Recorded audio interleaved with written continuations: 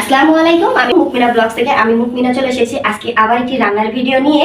আর আজকে বানিয়ে দিব হলো বুন্দিয়া। আমার ভাই বুন্দিয়া খেতে চেয়েছে, এই জন্য এই যে বেসন নিয়ে এসেছে। তো বেসনগুলো আমি একটু চেলে নিব। আমি এই কাপটা নিয়েছি, এই কাপে 2 কাপ মতন নিব। এই যে আমি 1 কাপ নিয়েছি। আর এখন বাজে রাত 8টা। বেসনগুলো চেলে নিব। চেলে নিয়ে আপনাদের সাথে দেখা হচ্ছে। সামান্য লবণ দিয়ে দিচ্ছি।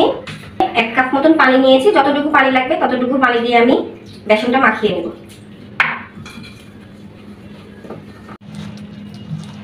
বেসনগুলো যাতে গুটি না হয় এই জন্য অনবরত নাড়তে হবে, 6-7 মিনিট নেড়ে নিতে হবে। দেখুন আমি কিভাবে ফেটাচ্ছি।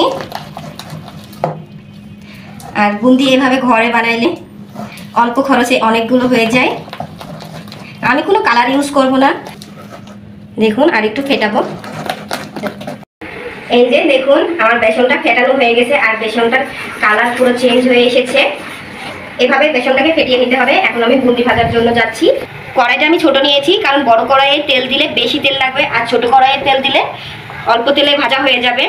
এজন্য আমি আগে চুলাটা জ্বালাই নিই। তেল দিয়ে দিচ্ছি। তেল একটু বেশি করে দিতে হবে, কারণ ডুবো তেলে ভাজতে হবে। তেল দেওয়া শেষ। তেলটা একটু হালকা কুসুম কুসুম গরম হলে বুন্দিয়াগুলো দিব। গরম হয়ে এসেছে। আর আমি বুন্দিয়া ভাজার জন্য এই ছেকনিটা নিয়েছি। ছেকনিটা আমি নুডলস রান্না করি, ওই ছেকনি, আমার ছেকনি নেই, এজন্য এই যে আমি বুন্দিয়া দিচ্ছি। আর একটু চামচ দিয়ে নেড়ে দিব যাতে পড়ে সুন্দর মতন।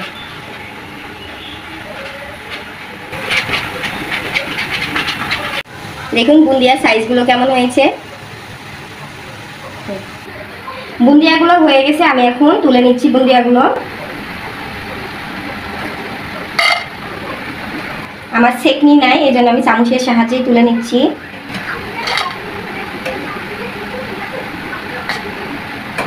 আস্তে আস্তে কিনবো, আপনারা খালি আমার পেজটিকে ফলো করে দিবেন, একটু আমার পাশে থাকবেন। আবার বুন্দি ভাজার জন্য দিয়ে দিলাম।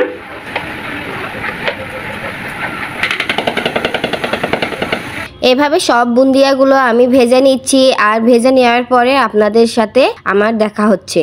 দেখুন আমার বুন্দিয়া ভাজা হয়ে গেছে, আর বুন্দিয়াগুলো কত সুন্দর হয়েছে। দেখুন বুন্দিয়াগুলো কত ঝরঝরা হয়েছে।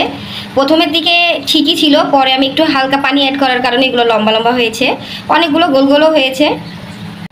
একটা কড়াই বসাই দিয়েছি। এখন আমি চিনির শিরাটা তৈরি করার জন্য পানি দিয়ে দিচ্ছি। 2 কাপ মতন পানি দিয়ে দিলাম। 1 কাপ চিনি নিয়েছি আমি। মিষ্টি একটা ফ্লেভারের জন্য আমি দারচিনি, এলাচ দিয়ে দিচ্ছি। চিনিটাকে ভালো মতন গলিয়ে নিতে হবে।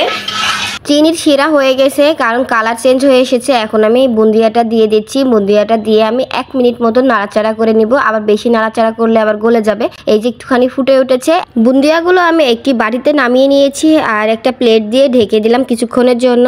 ফাইনালি বুন্দিয়া বানানো কমপ্লিট। এখন আমি আমার ভাইদের বুন্দিয়া দিচ্ছি, ওরা 2জন খাওয়ার জন্য ওয়েট করতেছে। আর আমার ভিডিও যদি আপনাদের ভালো লেগে থাকে, লাইক কমেন্ট শেয়ার করবেন, আমার পেজটিকে ফলো দিয়ে আমার পাশে থাকবেন। আজকের মতন এখানেই বিদায় নিচ্ছি। আল্লাহ হাফেজ।